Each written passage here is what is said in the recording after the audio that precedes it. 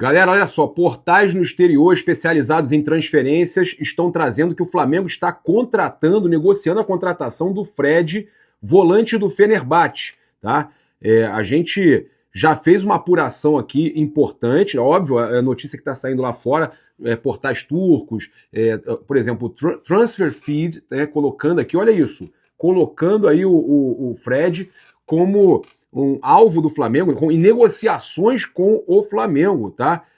Então, a gente viu alguns perfis aqui no Brasil postando sobre isso, que eles teriam interesse no Pedro também, e que o Fred estaria em negociação com o Flamengo. Eu resolvi fazer a nossa apuração com a fonte ligada à diretoria. Olha só, a notícia deles: Fred, meio-campista brasileiro, estaria considerando deixar o Fenerbahçe. Ele expressou o desejo de retornar ao seu país de origem e está em negociações com o Flamengo. O Ajax da Holanda também demonstrou interesse no jogador de 32 anos, mas desistiu da contratação devido ao alto custo da transferência. Quem diria o Flamengo hoje pagando mais do que Ajax e companhia. Além disso, isso é a matéria de lá, tá? Do Transfer Feed. O futuro de Fred pode estar ligado a uma possível transferência, tá? De Kanté do Al Ittihad, já que o nome de Fred foi mencionado em uma possível troca de jogadores. O jogador da seleção brasileira, com 32 jogos pela seleção, chegou ao seu clube atual em agosto de 23 e tem contrato até junho de 27. Ele deu 2 assistências em 19 partidas nesta temporada. Em janeiro de 2026, surgiram notícias de que o Olympiacos propôs um empréstimo com opção de compra de 11 milhões de euros. Uma oferta separada de 9 milhões do mesmo clube também foi mencionada. No mesmo mês, uma proposta do Atlético Mineiro teria sido rejeitada. Tá? Então, é um jogador que tem uma rejeição grande de torcedores brasileiros. É um jogador que a torcida do Flamengo, né, não tem assim uma vontade de ver jogando no clube. Pelo menos foi essa a reação que eu vi nos comentários das postagens que saíram aí sobre interesse há uns 5 dias atrás. E agora, novamente, também com essa notícia que saiu lá no exterior. A gente fez uma apuração, tá? Mandei aqui para uma fonte ligada à diretoria, e aí o que nos passaram é que isso é cavada de empresário, tá? Usando o nome do Flamengo, mais uma vez, para tentar alavancar o nome do jogador, até mesmo pela idade. O jogador aí de 32 anos, né? A gente, cara, sabe que Fred do Fenerbahçe, ele tem aí 32 anos, é um jogador que está acima daqueles 26 que o Flamengo quer contratar, até 26, né? Então, essa fonte ligada à diretoria me garantiu que não tem nada. O Flamengo não está negociando a contratação do Fred. Tá? O Flamengo não está negociando a contratação do Fred. Isso aí foi confirmado para a gente ainda agora, então descartado. A Recopa vai ser nossa. Inclusive, eu quero falar aqui agora, dar um recado com o oferecimento da caravana do Haroldo, né? Um recado importante. A Recopa é obrigação. Esse grupo tem que entender que a gente perdeu a Recopa em 2023. De 3, o Flamengo tem que ter 2, pelo menos. O Flamengo não é time para perder para time campeão da Sul-Americana em 2 anos seguidos. Né? No caso, 23 e agora 26. O Flamengo ganhou a Recopa de 20, né, com o Jorge Jesus. O Flamengo perdeu a de 23 com o Vitor Pereira. E o Flamengo precisa ganhar e ter 2 em 3 finais de Recopa. Cara, é uma questão de honra. O Flamengo é obrigação o Flamengo ganhar essa Recopa sim. Ah, mas é muito chato esse negócio de ganhar é obrigação. Não, é obrigação. Tem premiação, é uma competição internacional, né? Vai ser decidida dentro do Maracanã, mais uma que o Flamengo pode ter dentro do Maracanã. O Paquetá nunca conquistou uma competição internacional. Então, para mim, a Recopa Sul-Americana, comenta aqui, eu quero ver o comentário de vocês. Comenta aqui. A Recopa é obrigação. O Flamengo precisa entrar focado, entrar com, como diz o Anjinho, nosso amigo Anjinho rubro-negro aí, Anjinho do Flamengo, né? Entrar com tesão de 10 mil gorilas. É isso. Que foi o que o Corinthians entrou, né? E foi o que o Flamengo, né, faltou muito ao Flamengo nessa decisão da Supercopa. E a gente precisa, é obrigação a Recopa sim.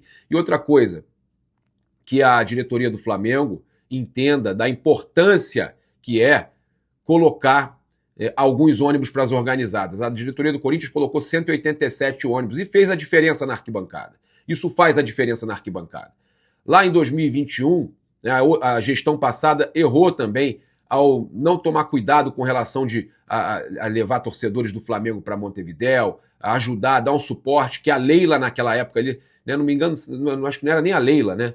A Leila, não lembro se a Leila já era a presidente, acho que não era a Leila, mas ela já era patrocinadora, no caso. Eu lembro que eu encontrei ela lá não lembro, talvez ela já fosse. Eu encontrei ela no hotel. Fiquei no mesmo hotel, por acaso, que ela não estava no mesmo hotel da delegação do Palmeiras, ela ficou no hotel que eu estava, que era o hotel do cassino que tem lá. Então eu tenho a lembrança dela estar lá. Mas eles deram todo o suporte para a organizada do Palmeiras na época, né? Depois a Leila rompeu, brigou lá com os caras e tal, mas a questão teve uma diferença, né, de organizada.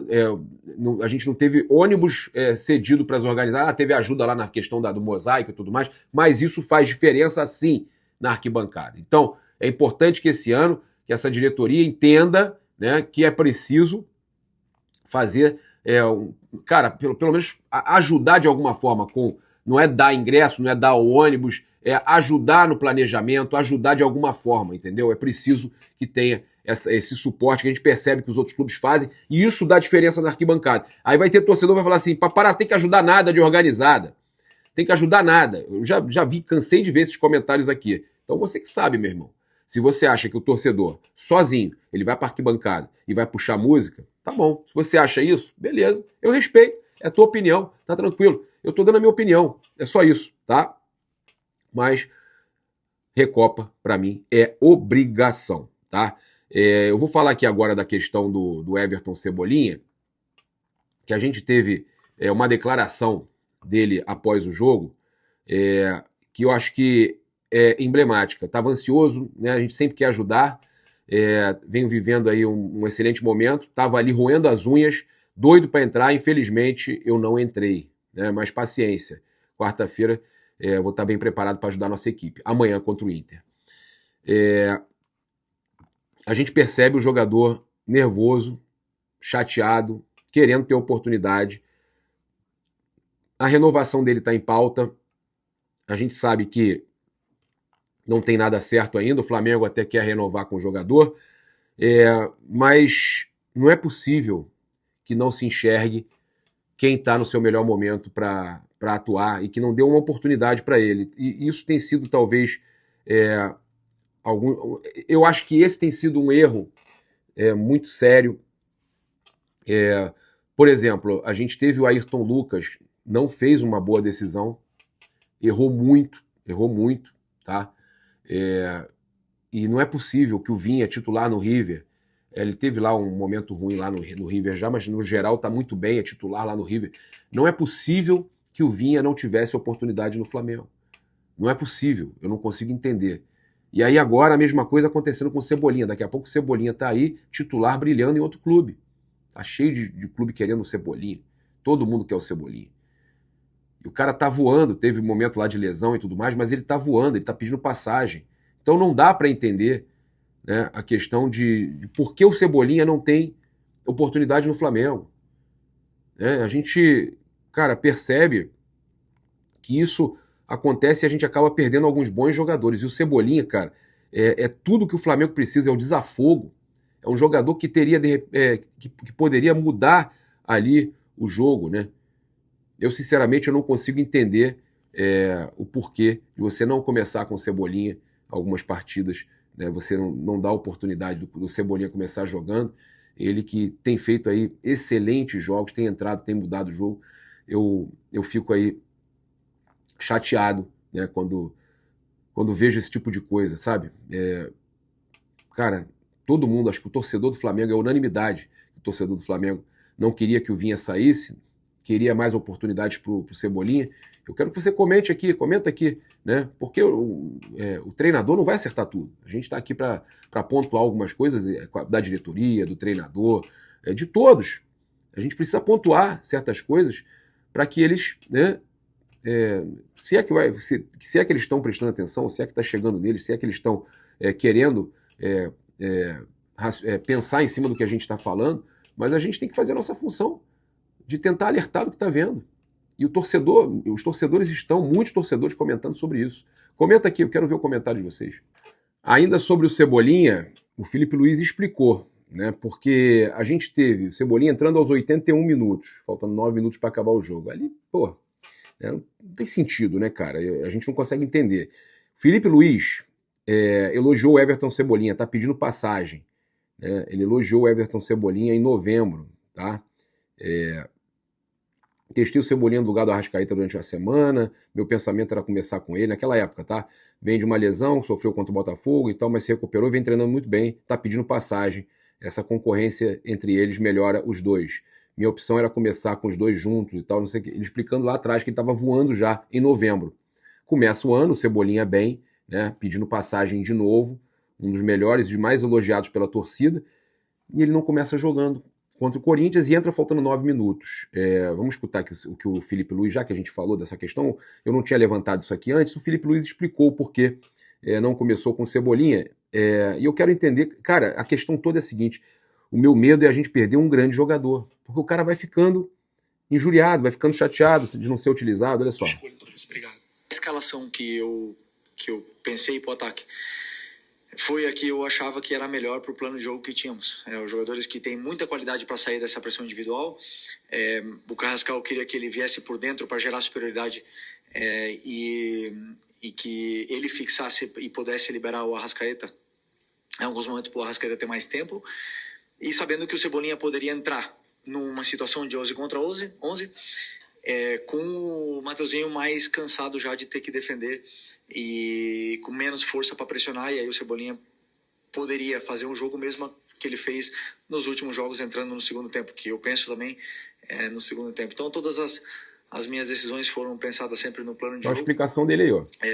Não acerto sempre, com certeza não, mas sempre pensando no que é melhor para a equipe. Queria fazer uma pergunta sobre Então o Bruno Castanha fez essa pergunta para ele e ele respondeu que tinha um planejamento de utilizar o Cebolinha com o Mateuzinho mais cansado ali e seria, obrigado, e seria um momento ali, né, melhor para o Cebolinha entrar. Eu discordo, acho que o Cebolinha deveria começar jogando, mas é o que o Felipe falou, ele vai errar também, né, pelo menos ele assumiu que em alguns momentos ele vai tomar decisões erradas, mas o Cebolinha, pedindo passagem, jogando demais, todos os times do Brasil querendo ele, e o cara entrar faltando 9 minutos, realmente é complicado. Né? Eu entendi a explicação dele, a expulsão atrapalhou a entrada logo no começo do segundo tempo do Cebolinha, logo pelo menos ali aos 15, sei lá, quando ele ia colocar, mas né, eu acho que é um jogador que está merecendo aí a oportunidade maior no Flamengo. Fala agora da questão que é um alerta para o Flamengo, né? É um verdadeiro alerta. A gente teve aí o Rafael Klein, né, o Rodrigo Rafael Klein, ele colocando na súmula que não houve atraso do Corinthians.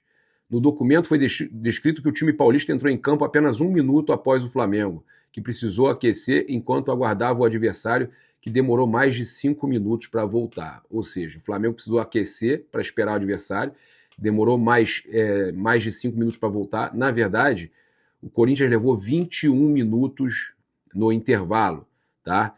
E o Rafael Klein colocou na súmula que não teve atraso, não houve atraso, né? Ele não citou na súmula, e eu volto a dizer, eu não quero ficar falando de Supercopa, eu sei que ninguém quer mais ouvir de Supercopa, eu tô falando só porque a gente tem que estar ligado, porque isso vai acontecer muito no Brasileirão e na Copa do Brasil, tá? Nos jogos aí que o Flamengo terá esse ano. Então, o que aconteceu, se acontecesse a favor do Flamengo, a mídia estava toda chorando aí, revoltada, falando que era um absurdo, que era uma vergonha.